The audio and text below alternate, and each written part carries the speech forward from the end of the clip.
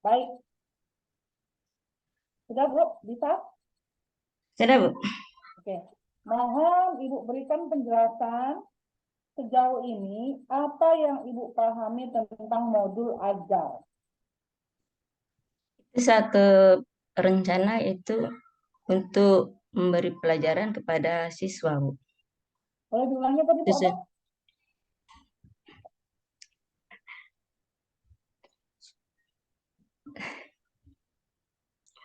Nggak usah grogi Bu, kita bertiga ada di ruangan ini. Tonton yang lain nggak ada di sini. Gimana Bu? Modul ajar apa ya? Saya ulangi pertanyaan saya. Ya, coba Ibu jelaskan sejauh mana atau apa yang Ibu ketahui tentang modul ajar.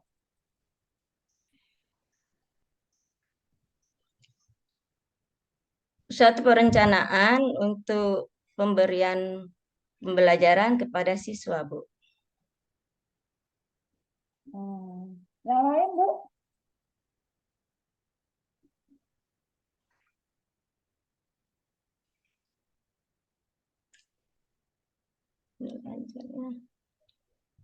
Apa lagi Bu?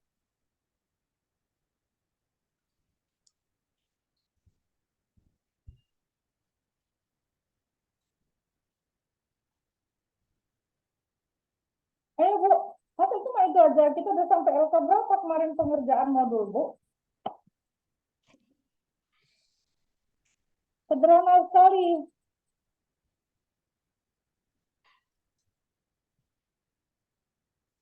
Atau saya masa baru tahu tentang modul ajar hanya itu aja Bu. Sekarang saya ganti pertanyaannya ya. Saya cek dulu modul ajar Ibu.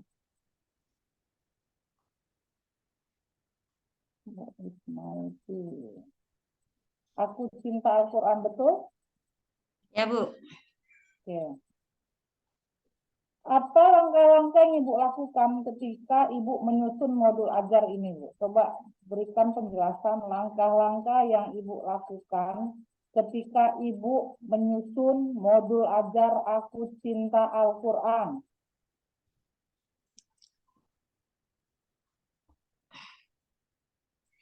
Yaitu membuat itu satuan pendidikannya, penyusunnya, kelas, semester, fase, terus mapel, materi, submateri, pembelajaran, alokasi waktu. Terus Bukan, pertanyaan saya bukan itu, Bu. KD, Itu eh, informasi yang ada di modul. Pertanyaan saya, langkah-langkah apa yang Ibu lakukan ketika Ibu menyusun atau membuat modul ajar ini?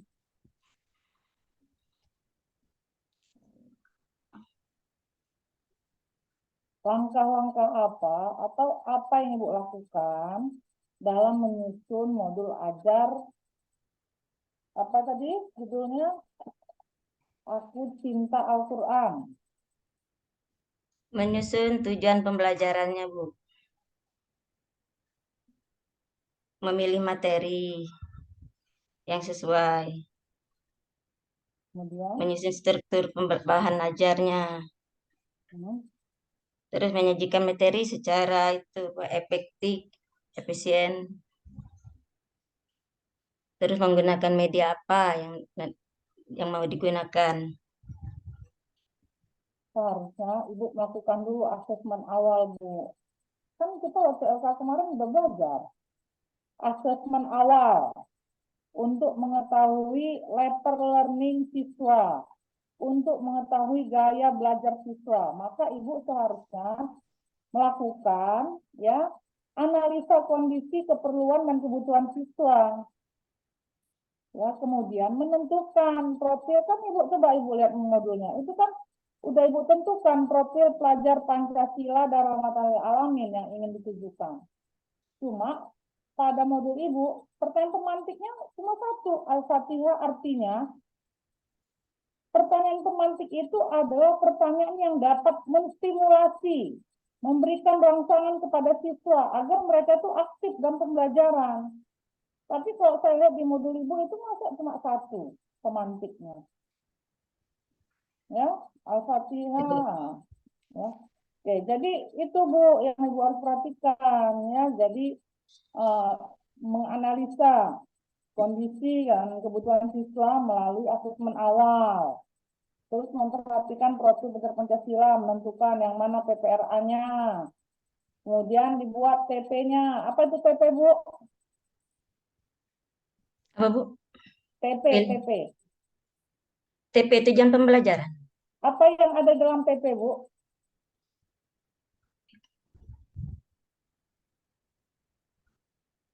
Apa yang Diharapkan pada siswa dapat melafalkan surat Al-Fatihah. ya harus mencakup tiga aspek itu, kognitif, afektif, dan psikomotor. Ya, tidak hanya menghafalkan, tidak hanya mengetahui, ya, tapi juga membaca, mempraktekkan, gitu. Jadi ketiga aspek ini harus ada Bu di dalam TP, ya Bu ya. Ya, Bu. Oke, sekarang mengapa guru perlu membuat modul ajar Bu? Apa, Bu? Mengapa guru perlu membuat modul ajar? Membuat mudah. Ibu udah berapa Supaya lama? pembelajarannya, Bu, terancang, Bu. Terus udah terancang apa? Teratur. Sesuai dengan keinginan kita, Bu, yang ingin kita capaikan pada siswa. Keinginan kita yang ingin disampaikan oleh siswa. Mm-mm. Yang diharapkan kepada siswa, Bu. Sebenarnya begini Bu, Ibu itu buat modul ajar supaya memudahkan Ibu bagaimana merancang sebuah kegiatan pembelajaran yang ada di kelas. Direncanakan dulu, habis itu dilaksanakan, baru dievaluasi agar pembelajaran itu bisa efektif dan efisien dan bisa membantu siswa untuk mencapai tujuan dari pembelajaran Bu. Nah, jadi itu yang harus Ibu ingat bahwa dalam kurikulum Merdeka itu siswa itu yang harus menjadi fokus, ya. Oke, sekarang saya tanya, ya Bu ya, apakah RPP dan modul ajar itu sama Bu? Tidak, Di mana perbedaannya? karena di modul ajar itu, Bu, ada penguatan P5. P5 aja. P5 dan PPRA. Ya selain itu, apa lagi Bu? Kalau di Udah berapa tahun masa kerja Bu? Kan sudah Ibu lewati KTSP, sudah dilewati K13, sekarang kurikulum Merdeka. Kan sudah banyak informasi yang Ibu ketahui, perbedaannya apa gitu.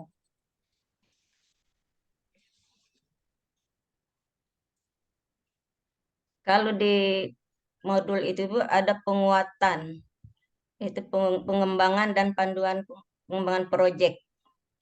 Itu nah. Kalau di K13, Di kurikulum itu pembelajarannya memakai intrakurikulum dan konten yang beragam supaya siswa itu dapat lebih optimal dan lebih cukup waktu untuk mendalami konsep kalau di kurikulum Merdeka itu di modul ajar.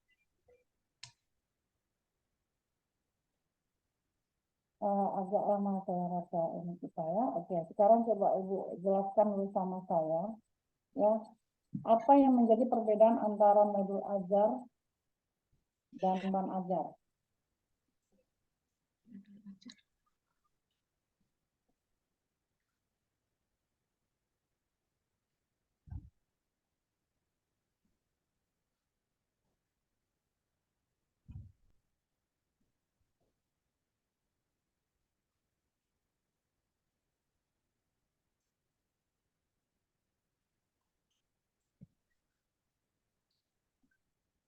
Modul ajar.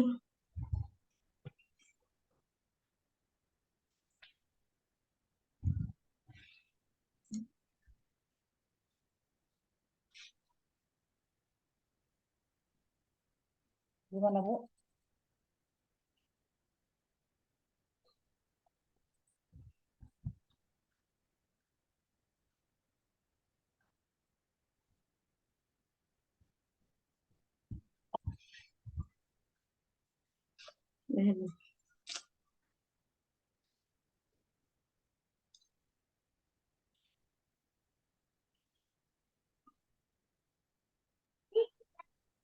Gimana, Bu? Modul ajar dengan apa, Bu, tadi, Bu? Modul ajar dan bahan ajar, Bu. Bahan ajar.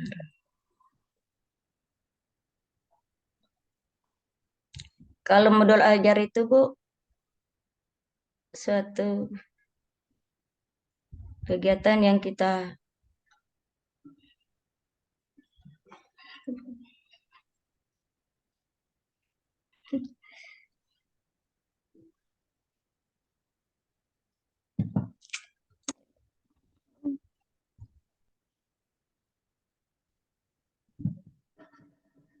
Bu Risma itu guru di mana ya, Bu? SD Belani, Bu. Di daerah Daerah ini, Musirawas Utara. Sumatera Selatan? Iya, di pedalaman. Oh ya. Ya agak agak pelan saya rasa kita compare ini. Eh, eh, apa ya? Tadi saya tanya apa yang Ibu paham tentang modul ajar itu juga atau begini ya. Tadi bahan ajar juga Ibu belum bisa menjelaskan secara detail ya. Oke, sekarang saya tanya lah, apa yang menjadi perbedaan ya RPP dan modul ajar pada IKN, Bu?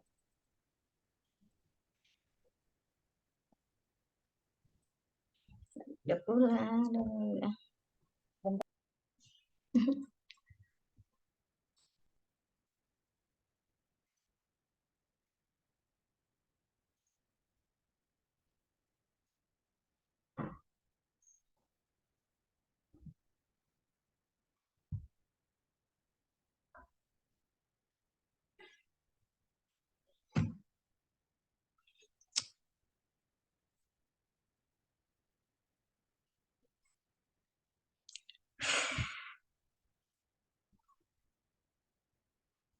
Apa?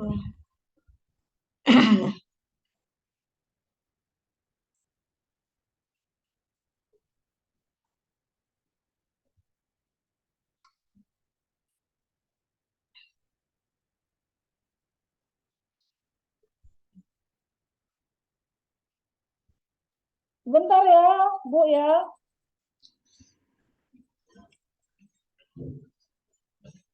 Kalau modul ajar itu, Bu,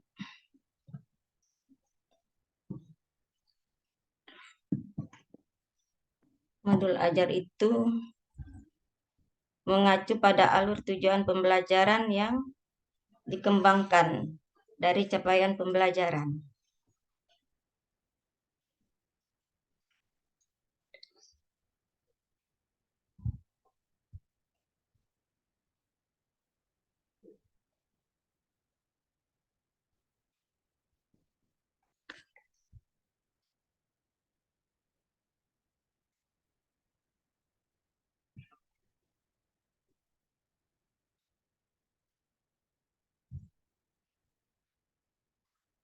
Oke, baik ya. Eh,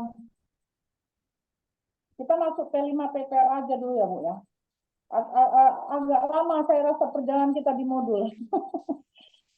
Siapa yang bantu Ibu di rumah?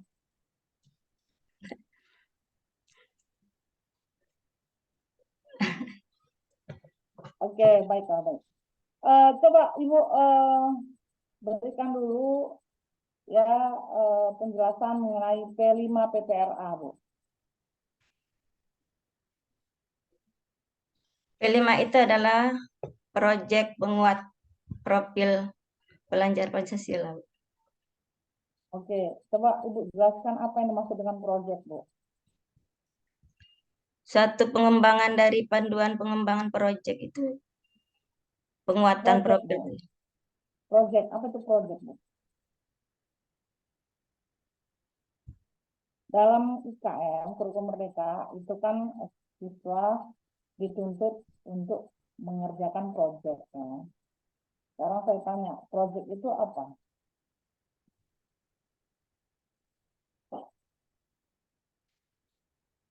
Satuan Bukan, proyek, Bu, pada proyek. standar. Proyek, Bu. Proyek itu tugas-tugas belajar yang meliputi kegiatan perancangan, pelaksanaan dan pelaporan. Ibu sudah mengerjakan tugas ini, Bu, itu LK kemarin. Nah, mungkin Ibu lupa, ya. Oke, sekarang saya lanjutkan pertanyaan. Gimana, Bu? Masih siap untuk kita uji?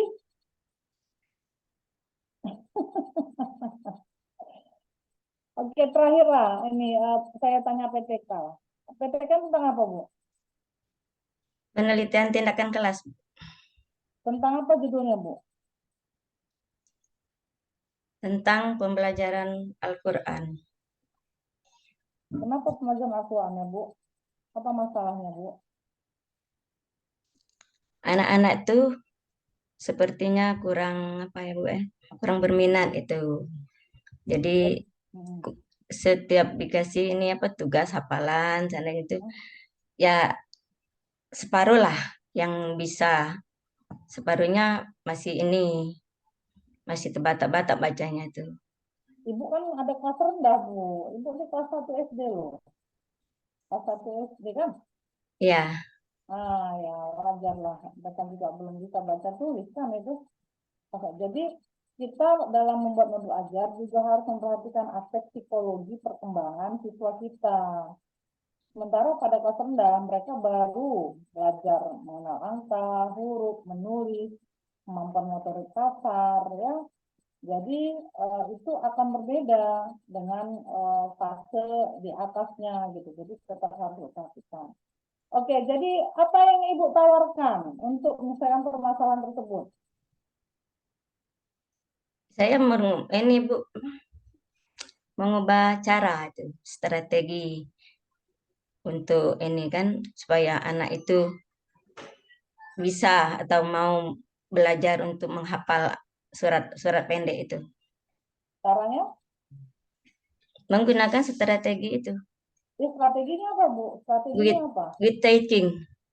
Apa itu, We Bu? did teaching. Anak itu Bu dibimbing waktu apa membacakan surat Al-Fatihah tuh satu-satu terus ini diulang lagi nantinya kayak itu. Mereka dipanggil satu-satu ke depan gitu. Ya, pendekatannya. Pendekatan atau metode, Bu. Jadi kemarin kan saya sudah jelaskan bahwa dalam pembelajaran itu harus dibedakan apa itu metode, apa itu modul, apa itu pendekatan, apa itu strategi. Itu berbeda, Bu. Nggak bisa disamakan gitu. Nah, jadi Ibu harus mengidentifikasi terlebih dahulu ya kemampuan siswa, eh, ketersediaan sarkas yang mendukung untuk bisa menetapkan satu metode yang tepat ya dalam memfasilitasi kebutuhan belajar siswa. Oke, dari pelaksanaan modul ajar P5 PPRA, PTK, boleh cerita dulu Bu ke saya, apa sih yang menjadi hambatan Ibu dalam pelaksanaan pengerjaan tugas, pelaksanaan PPG ini? Karena agak lama saya pikir ritmenya ini Bu.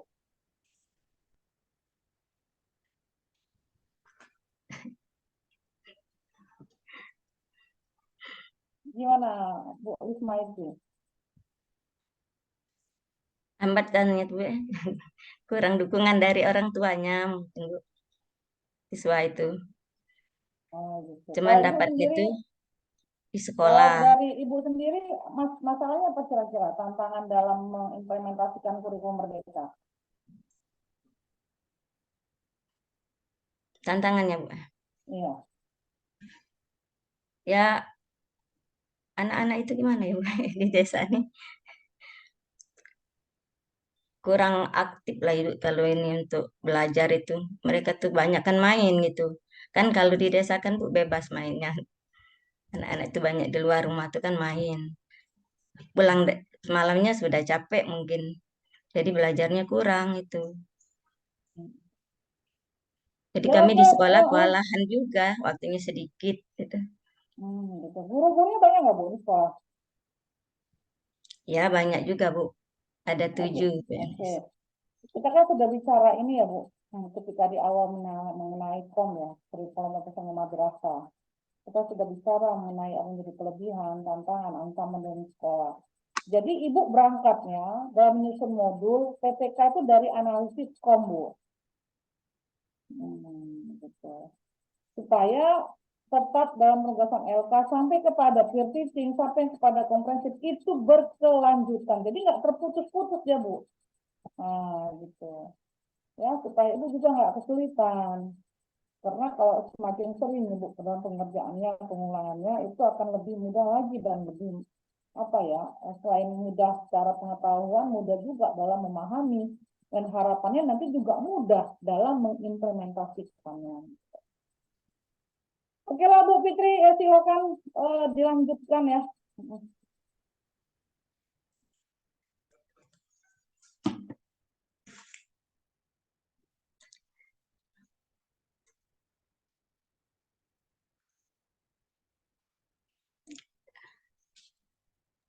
Ibu Lisma, Ibu Lispaiti. Ya Bu, Ya, Ibu. Eh ya, ini. Ya, saya langsung aja bagaimana dalam praktek Ibu selama ini menjadi guru. Sudah berapa tahun Bu jadi guru Bu? Mohon maaf. sudah lama, sudah 30 tahun. Oke, baik. Terima kasih. Bagaimana Ibu dalam kurun waktu yang lama ini sudah sudah apa saja sudah diterapkan untuk media pembelajaran berbasis teknologi atau yang lebih banyak mana ini media pembelajarannya menuju yang konvensional atau yang ke teknologi? Media Yang pembelajaran konvensional. ya Bu. Ya, konvensional. Contohnya apa itu Bu? Kalau yang konvensional apa Bu?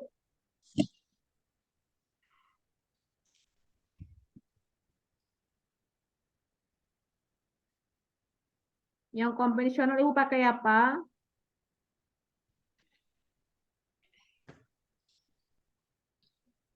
Maksudnya Bu? Kan ada media pembelajaran nih, ada yang kalau tadi dari pemaparan Ibu, Ibu lebih banyak menggunakan yang media konvensional. Oke, saya skip yang untuk digitalnya. Sekarang kan banyak itu. Nah, sekarang kalau Ibu tidak banyak menggunakan media pembelajaran yang digitalnya, coba Ibu berikan contoh ke saya media pembelajaran konvensionalnya. Ya, Apa yang Ibu buat? seperti ini kan dari kertas karton itu nah Bu. Kalau Ya, ini kertas karton, ya. Apa, hmm, diapain kertas kartonnya, Bu? kita buat ini, seandainya kan pembelajaran agama, ya kita tulis ini di kertas karton itu huruf-huruf Arabnya tuh, terus kita tempel Ya. di papan tulis. Oke. Ditempel baru Ibu udah tempelkan dia kartunnya di papan tulis. Berarti Ibu tinggalnya memindahkan penulisan huruf hijaiyah itu ke karton gitu saja. Jadi kartonnya itu cuma nempel aja di papan tulis. Tidak Bu, ini kan seandainya Pak Kertan itu ditempel dulu di papan tulis, nanti anak-anaknya kan anak kelas 1 ini Bu ya, Iya, iya, kita iya. suruh ini pelajaran huruf hijaiyah yang sudah kita siapkan tadi, kertas tadi seperti ini apa potongan-potongan itu, kasih Mm-mm. anak-anak satu-satu. Anak-anak tuh disuruh tulis huruf hijaiyahnya. Nanti kita pandukan, ayo tempel huruf alifnya di mana. Tuh. Ya, ya, baik. Ya, itu berarti Ibu lebih banyak menggunakan media pembelajaran yang konvensional. Nah, baik, Ibu Lismaiti, kita menuju ke moderasi beragama.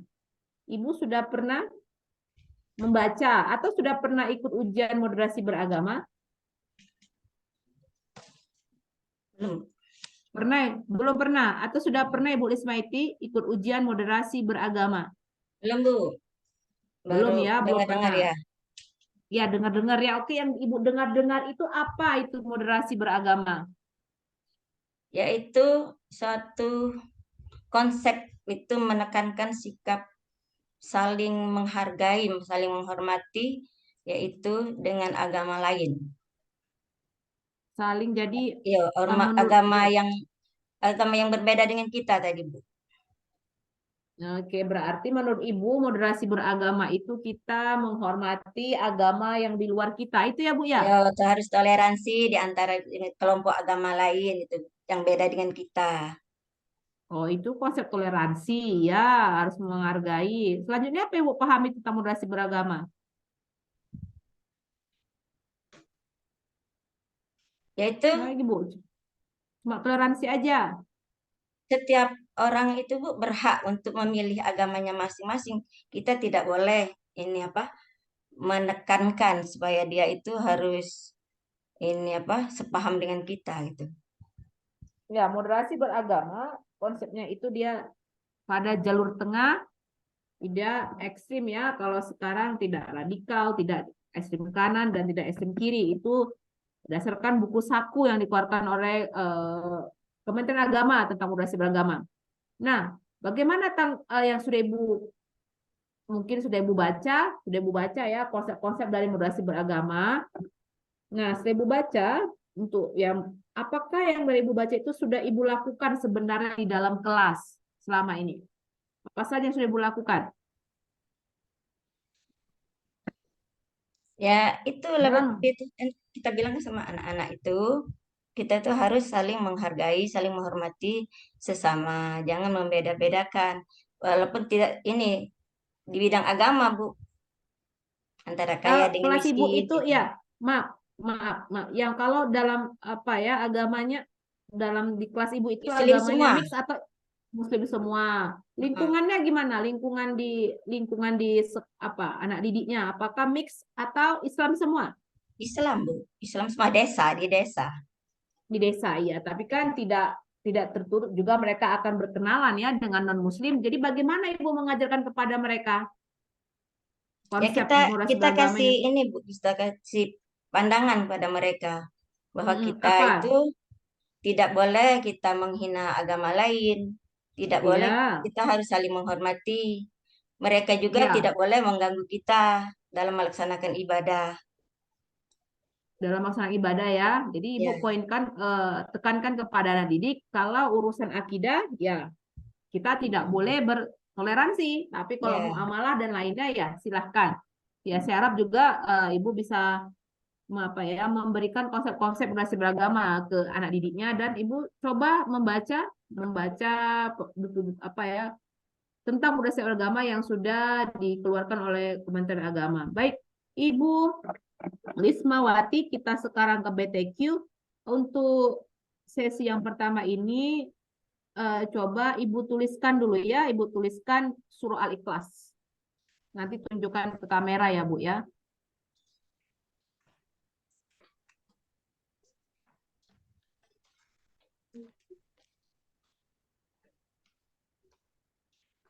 Ismaiti, boleh kameranya diarahkan?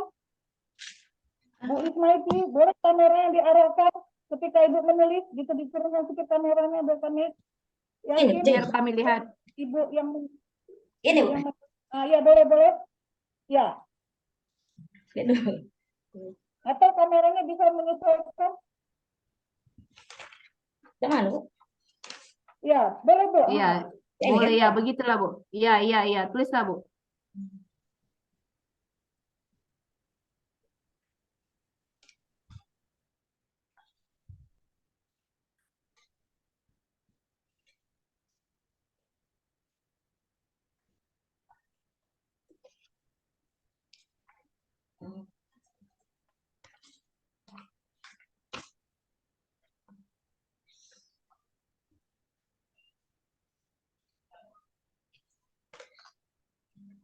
Oke,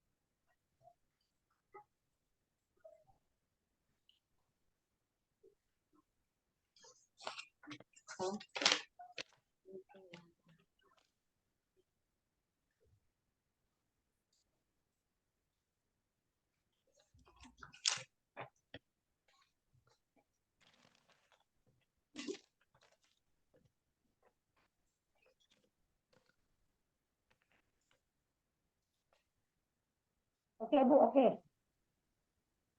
Boleh lanjutkan, Bu Fit, kameranya. Iya, iya. Coba kameranya ke kameranya ke saya. Kertasnya ke saya, Bu. Izin, Bu. Nih, ya.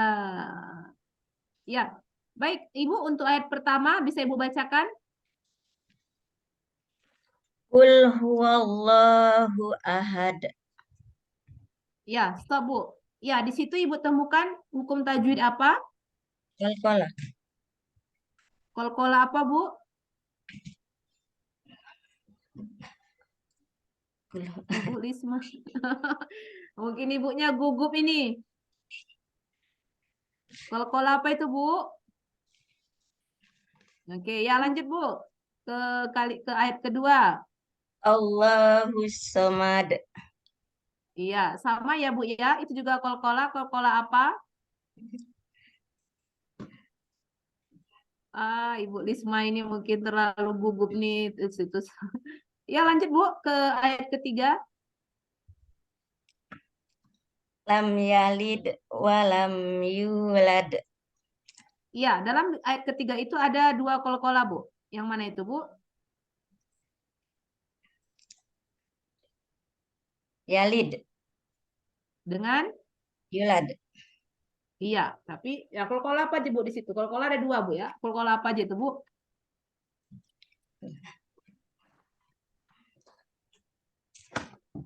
Hmm.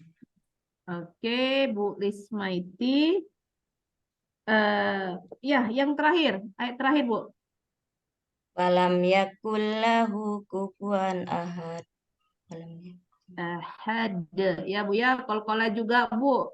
Iya, kol-kola juga. Jadi mungkin biasanya ini ya, dari zaman-zamannya dulu itu ibu-ibu guru ini selalu kalau belajar kol-kola, kol-kola kubro ya Bu ya, biasanya dikasih ini nih surahnya nih sangat familiar dan terkenal sekali untuk mempelajari hukum tajwid kol-kola. Baik Ibu Lis, cukup untuk saya untuk BTQ-nya dan yang apa ya menurut agamanya. Kita cukupkan. Ibu Lismaiti, mohon ini saya tunggu. Coba Ibu fotokan ke saya Ibu. Itu yang Ibu tulis tadi itu ya, biar saya lihat lebih. Tadi kan masih kamera. Oke, saya tunggu dulu Bu. Ibu fotokan. Bisa itu Bu. Iya, Ibu fotokan ke saya dulu. Nanti Ibu kirim langsung japri ke saya ya Bu. Ya, Bu. Saya tunggu sekarang. Nggak boleh nanti-nanti Bu. Ya, save dulu nama saya. Nanti Ibu kirim ke yang lain lagi.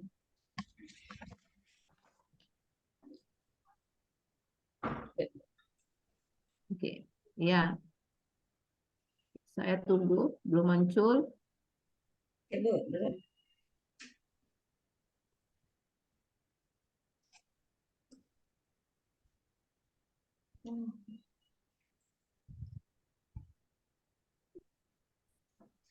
Oke.